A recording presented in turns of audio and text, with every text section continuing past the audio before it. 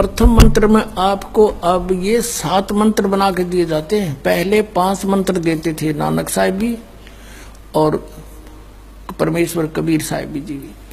फिर ये है 5 नाम हैं जो हमारे कमलों में ये प्रधान बैठे हैं। मूल कमल में गणेश जी, स्वाद चक्र में सावित्री ब्रह्मा जी, नाभि कमल में विष्णु और लक्ष्मी जी, हृदय कमल में शिव पार्वती जी और कंठ कमल में ये दुर्गा जी।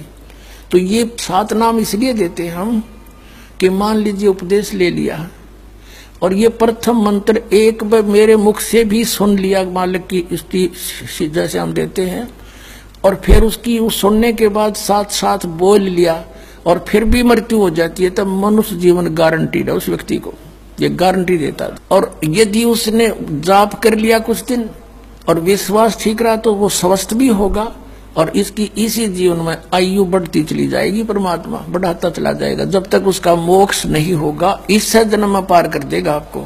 तो इसलिए ये 7 मंत्र दिए जाते हैं। ये पहले वाला लास्ट वाला मंत्र आपको जन्म दिलाएगा तुरंत, मनुष्य जीवन का गारंटीड है, मृत्यु भी हो जाएगी पुण्यात्मा। इसलिए मान लीजिए किसी का कोई बीमार है, यानी 80% व्यक्ति दुखी आए हुए, और जो विश्वास कर लेता उनको गारंटीड बात पूछ लो, यहाँ लाखों बैठे होंगे आ जाते हैं, सुनते रहना और सब स्वस्थ हो जाते हैं। तो ये वो परमात्मा है। तो इसलिए प्रथम मंत्र जो आपको दिए जाते हैं इनमें ये 2 मंत्र अब कंपलसरी थे, पहले नहीं थे ये। तो इसलिए परमात्मा ने कंप्लीट कोर्स बना करके गरीबदास जी के माध्यम से हमारे तक पहुंचाया है। और जैसे आप जी किसी का जैसे विदेश गए हो, स्वदेश आना है, वहां आपने कोई कारोबार शुरू कर रखा है, कोई फैक्ट्री वगैरह लगा रखी है और आपका ठीक से काम चला नहीं, आपका बिजली का कनेक्शन कट गया, टेलीफोन कनेक्शन कट गया, पानी का कनेक्शन कट गया, गैस कनेक्शन कट गया, पैसे बने नहीं तो आप कंडम हो गए। और वहां कोई ऐसा प्रभावशाली व्यक्ति आपको मिल जावे, सरकार को गारंटर बने कि भाई तुम इनका चालू करो कनेक्शन, मैं गारंटर बनता हूं, और फिर उसको कहेगा भी तू पैसे तो देगा, यही तेरे कर्जा उतारेगा, नहीं तो फिर काट दियो ना, देता क्या बात है।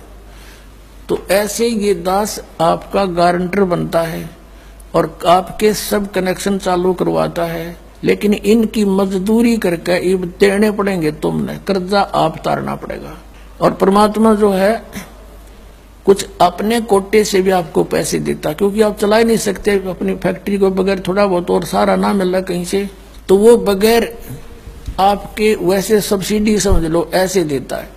तो परमात्मा पहले आपको सब्सिडी देता है जिससे आप अपना काम चलाओ और फिर डट का भक्ति करो, मर्यादा में रहो, आप धनी हो जाओगे, बहुत शीघ्र धनी हो जाओगे। बहुत कीमत है इन मंत्रों की। इन भगवानों के जो 5 प्रधानों से आपने मुक्त होना है, त्रिकुटी पर जब जा सको हो उस समय पहुंच पाओगे जब इनसे आप अपना नो डू सर्टिफिकेट ले लोगे। अब ये मंत्र जो 2 मंत्र फर्स्ट और लास्ट है इन 7 मंत्रों में, इसके साथ मिलने से ये मंत्र जो प्रथम जाप आप करते हो, इनका ऋण मुक्त हो जाने के बाद भी कुछ आपकी कमाई यदि बचगी तो इन 2 मंत्रों के प्रभाव से ये कन्वर्ट हो जाएगी आपकी सतलोक चालन वालिया में, इनमें से बच भी गई था। और फिर जब आप यहाँ से प्रस्थान करोगे तो आपका अकाउंट, अब ये कहते हैं राधा स्वामी धन धन सतगुरु वाले, ये जय गुरुदेव वाले कहते हैं, हमारे गुरुजी तो कहते हैं हम तो सीधे त्रिकुटी से चलते हैं। यहाँ बताते हैं त्रिकुटी यहाँ नहीं है, त्रिकुटी इसके पीछे बैक में है, यहाँ पर जो नीचे से सारा ये तंत्र साथ मिला हुआ आता है, यहाँ है पीछे। ये कहते हैं हमने ना तो वेदों की आवश्यकता, ना किताबों किसी और, ना हम गीता को मानते, ये भी तो किसी ने लिखी है, और हम तो सीधे त्रिकुटी से प्रारंभ करते हैं अपना रास्ता, त्रिकुटी से, उसका किसी ने नहीं पता। ये सारे ऋषि महर्षि त्रिकुटी माथा मारा करते हैं और उन्हें खक नहीं पाया आज तक। त्रिकुटी से तो बहुत आगे जाना हमने, और त्रिकुटी पर जाना कोई बालकों का खेल है, कोई बरवाले का बस स्टैंड है, चाहे पैदल पहुंच जाओ चाहे रिक्शा में बैठ कर पहुंच जाओ। त्रिकुटी इज द इंटरनेशनल एयरपोर्ट, त्रिकुटी अंतर्राष्ट्रीय हवाई अड्डा जानो। और वहां वही व्यक्ति जाता सैर सपट्टे, तो कोई धक्के खाए जाओड़ा क्या फायदा होगा, उसने देख भी और राजा उल्टा क्या फायदा उसका।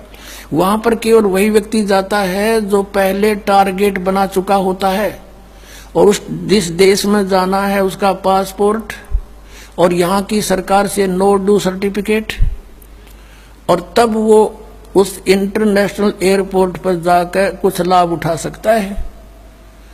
तो वहां से फिर आगे कैसे जाएंगे, उस त्रिकुटी पर पहुंचने के लिए तो सारा झंझट है, उस पर जाए पता फिर आप पे काम बन गया। तो त्रिकुटी पर जाने से पहले हमने इन भगवानों से नो ड्यू सर्टिफिकेट लेने पड़ेंगे। और आपकी ये ऐसी भक्ति है, इसे ऑटोमेटिक, ये देवता है, ये कोई किसी के साथ भेदभाव नहीं करते, आपकी कमाई एग्जैक्ट लिखी पाएगी कंप्यूटर की तरह, और जो आपका ड्यू शेष होगा आपको थमा दिया जाएगा। हृदय कमल में जीव रहता है, और इसके यहां से फिर ये सबसे पहले इसका रास्ता है त्रिकुटी बजाने का, सबसे पहले मूल कमल में जाना पड़ेगा। मूल कमल से फिर सीधा रास्ता बनता है त्रिकुटी तक जाने का। उससे पहले गणेश जी के लोक में से गुजरना पड़ेगा, उसका एक जैसे बैरियर होते हैं प्रत्येक बॉर्डर पे, यहाँ ऐसे बैरियर हैं। वहां जब आप जाओगे आपके सामने आपके मस्तिष्क पर जैसे लॉकेट होता है ऐसा लगा पाएगा, और तुरंत आपको कहा जाएगा चलो आप जाओ, आपकी ये पूंजी, और वो आपके उस मस्तिष्क में ऐसे लॉकेट पे वो नो ड्यू सर्टिफिकेट छपता चला जाएगा। फिर आगे चलोगे आप, आगे आप पहुंचोगे जब विष्णु जी के लोक में, वहां भी आपको ऑटोमेटिक मिलेगा, कोई बाधा नहीं मिलेगी, क्योंकि वहां तो चोरों को पकड़ा जाता है, सा को थोड़ा, वो देवता भी तो है, वो किसी के साथ जरा सी भी गड़बड़ नहीं करते। फिर ऐसे शिव के लोक में से शिव का इस कमल में हृदय कमल से फिर त्रिकुटी कंठ कमल में आएंगे, फिर हम त्रिकुटी पर पहुंचेंगे। अब त्रिकुटी पर जाने के बाद इस सतनाम के जो प्रथम मंत्र का अकाउंट वहां देंगे, लेकिन वहां पर यह काल बकवाद करवा देता है। यहाँ का जो जितने देव हैं ये अपने सतर पर कोई गलती नहीं करते, ये करवाता है। जैसे श्री कृष्ण, इसने सारे प्रयत्न किए थे कि भी युद्ध ना हो, सबसे प्रार्थना की थी दोनों पक्षों से, फिर इन्होंने देख लिया था कि ये मानना नहीं, ये तो इन मतलब बुद्धि भ्रष्ट हो चुकी है। और उसमें क्या था कि सब रिश्तेदार राजा आधे आधे बांटने थे उन्होंने। ये राजा को भाई जो कौरवों के पक्ष में आना चाहता है वो अपनी स्वीकृति दे दो, पांडवों के पक्ष में आना चाहता है वो अपनी स्वीकृति दे दो, ऐसे कति तैयारी होगी। तब श्री कृष्ण जी ने सोचा भाई अब ये तो मेरा भी नंबर आओगा, मैं भी राजा हूं, और मैं पांडवों का रिश्तेदार, क्योंकि श्री कृष्ण की बहन अर्जुन का ब्याह रखी, रिश्तेदारी पक्की, और उधर से वो चाचे ताऊ थे, कोई अलग नहीं। तो श्री कृष्ण जी ने यहां तक कह दिया कि भी एक तरफ तक मैं हूंगा, एक तरफ मेरी सेना होगी, अब मांग लियो जिसको मांगना हो। और यहां तक भी कह दिया कि मैं हथियार नहीं उठाऊंगा। अब पांडव तो मुंह धो रहे थे श्री कृष्ण पे कि सर्वशक्तिमान है, ये जो हमारी तरफ पक्ष में हो गया तो अकेला ही बहुत है। तो फिर पांडव घबरा गए थे। पांडवों ने यहां तक कह दिया था प्रभु हमें 5 गांव दिवा दो, हम युद्ध नहीं करेंगे। वो नहीं मानना था, फिर भी छोड़ो इस बात को, हम आगे लेंगे। तो फिर जब महाभारत का युद्ध हुआ, अब श्री कृष्ण ने हथियार उठाया, पहिया उठा लिया रथ का, उसको अपनी शक्ति से सुदर्शन चक्र बना दिया, और उसने बहुत लाखों लोगों को काट डाला। अब ये अपने सतर पर गलती नहीं करते ये देवता, जब तक ये न्यूट्रल रहते हैं। और जब इस काल ने इन पर प्रभाव किया, अंदर प्रवेश कर गया इसके काल, श्री कृष्ण के पाप को बनवा दिए इसके, और सुदर्शन चक्र उठवा दिया और झूठा बना दिया, वह प्रतिज्ञा भंग करवा दी। ऐसे ये त्रिकुटी पर जाकर चाल चाल है, यहां तक नहीं बोलता ये। अब वहां ये कोशिश करता है कि इसको यहां उलझा दूं। उससे पहले बहुत सी ऐसी बहुत से वहां पर त्रिकुटी तो एक बहुत बड़ा सांग है, बहुत बड़ा प्लेटफार्म है, और वहां पर कहीं पर डांस हो रहे हैं, कहीं पर दुकानें लगी हैं, औरतें खड़ी हैं, नाच रही हैं, कोई अर्धनग्न शरीर में खड़ी हैं, और बहुत से वैसे सुंदर सुंदर खड़े हाथी सजे हुए। तो ये जीव वहां जाकर बिचल जाता है। सब ये नकली गुरु भी वहीं खड़े हैं। नकली गुरुओं का रूप बनाकर तो काल आता है, और अपने असली गुरु का रूप बनाकर परमात्मा आते। इस दास के रूप में आपको त्रिकुटी पे उपलब्ध होंगे परमात्मा। तो वहां क्या होगा कि कई बार ये काल भी परमात्मा यानी असली गुरु का रूप बनाकर खड़ा हो जाता है। तो सबसे पहले आप क्या करोगे, प्रणाम जब करोगे गुरुदेव को, ये स्वभाव तो आपका यहाँ बना ही दिया जाता है, गुरु जी दिखे दंडवत करोगे। दंडवत करते समय एक सतनाम का सुमरण अवश्य करना होता है। 1 सेकंड, ये 10 सेकंड मुश्किल से लगती है। श्वास उस श्वास का सिमरण करे प्रणाम करते समय, और उठ कर जब देखोगे यदि परमात्मा होंगे तो एज इट इज पाओगे, और जय काल होगा दास के रूप में तो उसका स्वरूप बदला पाओगा, ऊपर का कपड़ा हटा पाओगा, उसका असली सूरत मिल जाएगी, तो आप वहां से बच जाओगे। अब फिर क्या होगा कि फिर तुम जैसे यहाँ आप देखते हो गुरु जी आगे सारे पीछे पीछे हो लेते हो, तो वहां जब मृत्यु होगी आपको सपना सा दिखेगा। जैसे आप किसी ऑफिस में गए हो किसी कामवश, और वहां आपका काम फटाफट होता जा रहा है, नहीं होता है तो आप दुखी हो रहे हो, बार बार बैठ कर रो रहे हो, तो ऐसे ही चलेगा वो। तो वहां जाते ही जब आपको गुरुजी दिखेंगे, आप एकदम इसी स्वभाव से जो आपकी यहाँ रिहर्सल हो रही है, आपके अंदर जो आस्था कसक पैदा हो रही है, ये वहां काम आओगी आपके। तो ये सब रिहर्सल यहाँ कराई जा रही है कि गुरु को परमात्मा जानकर ये सब क्रियाएं करो, तो वहां ये आपके काम आऊंगी, वहां अपने यूज होंगी ये सारी फार्मूले। तो जब आपको ये पक्का हो गया कि ये है गुरुजी, फिर आपको लेकर के धर्मराज के दरबार में परमात्मा जाएंगे इस दास के रूप में, और धर्मराज से कहेंगे जी इसका हिसाब कर दो, भगवान का आदेश है, आप लो अपना ये एक इसकी कमाई जो तुम्हारे सत्र की वो प्राप्त करो।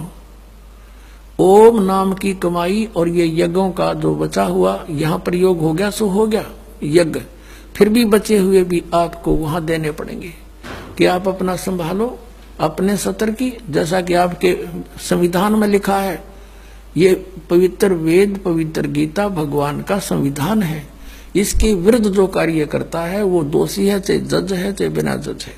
तो यहाँ का न्यायाधीश बहुत समझदार है, उसने वो सब समझता है। परमात्मा याद दिलाता है 18वें अध्याय के 66वें श्लोक में लिखा है, सर्वधर्मान परित्यज्य माम एकम शरणं व्रज।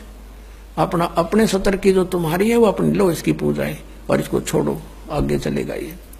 तो वहां सतनाम के प्रथम मंत्र का जाप हम वहां देंगे, यज्ञ दे देंगे, फिर ये वहां से चलेगा। फिर वो आगे जागा तो पार ब्रह्म के लोक से हमने पार होना है। वहां पर सतनाम के दूसरे मंत्र की कमाई जो श्वास उश्वास से की हुई है,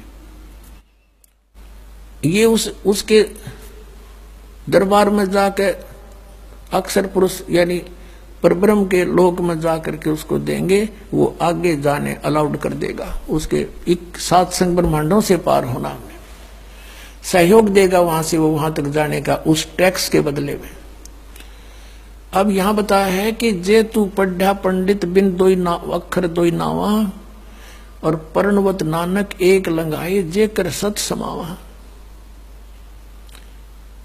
अब ये 2 अक्षर का नाम जो सतनाम है, ये हमें भंवर गुफा तक पहुंचा देगा। भंवर गुफा है, जैसे अभी तक हमने 10 द्वार सुने थे, तो यहाँ परमात्मा ने गरीबदास साहिब जी के माध्यम से कहा है कि 12 मद मैल मठ बोरे बहुर ना दे धरे रे।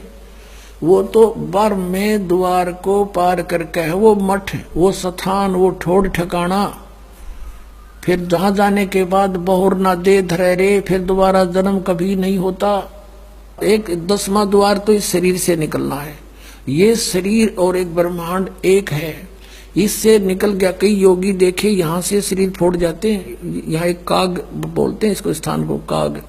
छोटे से बच्चे को आप देखोगे नर्म नर्म स्थान होता है, वो कई बार नीचे हो जाता है तो उसको एक देसी इलाज से ऊपर उठाते हैं हाथ से, तो इसको फोड़ के वो बाहर निकल जाते हैं। वो कहते हैं जिसकी मृत्यु यहाँ से हुई हो ना, उस योगी को कहा करते इसने ब्रह्मांड फोड़ दिया। ब्रह्मांड फोड़ दिया, केकला तोड़ दिया। ब्रह्मांड के बीच में, प्रत्येक ब्रह्मांड के बीच में वैक्यूम प्लेस है, खाली स्थान, बहुत लंबा चौड़ा। ये फिर वहां धक्के खाए जाओ, उसका वहां के चक्कर काटे जाओ, ठंडी ठंडी इसमें लगती रहे, और वहां इसकी कमाई पूरी हो जाएगी, फिर वापस नरक में।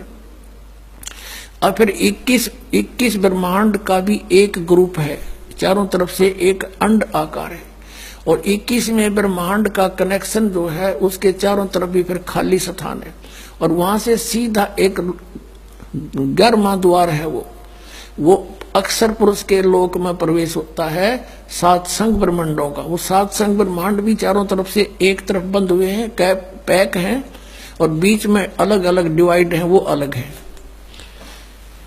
तो जब 11वें द्वार को पार करेंगे तो उसमें प्रवेश कर जाएंगे अक्षर पुरुष के लोक में। और 12वां द्वार जब है अक्षर पुरुष का, जो 12वां द्वार है अक्षर पुरुष के लोक से सतलोक में जाने के लिए पहले बीच में एक और स्थान है जो गुफा टाइप है, और उसको ऐसे गोल आकार है, वो ऐसे ऐसे जाएगा ऊपर को। तो वहां जब हम 12वें द्वार पर खड़े हो जाते हैं, इसका जो अक्षर पुरुष का चारों तरफ से जो बंद है उसके पारदर्शक है, वो वहां से सतलोक दिखाई देता उस आत्मा को जिसके पास सार नाम की कमाई है। अन्य को नहीं दिखता, अक्षर पुरुष के लोग व्यक्तियों को नहीं दिखता, वहां के प्राणियों को नहीं दिखता, तो वहां से फिर वो दिखाई देता है। अब जैसे नानक साहब ने कहा है कि एक छुड़ावे एक लखावे, यूं तो छुड़ाओगा कालते सतनाम का पहला मंत्र ओम, और वो जो दूसरा मंत्र है वो लखावेगा, वहां जाकर एंड पे बैठा देगा, और वहां से आपको सतलोक दिखाई देगा, पार नहीं हो सकते। सार नाम है जिसके पास, तो फिर वो आगे उस भंवर गुफा से पार करके, और फिर आपको 12वां द्वार पार करके तब परमात्मा का वो मठ है, वो स्थान है, सतलोक है, जहां जाने के बाद साधक फिर लौट के कभी संसार में नहीं आते।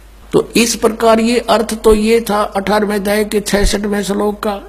ये बालक के जाने, संस्कृत के जानने वाले विद्वान पाक रहे थे, इनको कख नहीं पता था, अनृत कर डाला इस अनमोल सदग्रंथों का।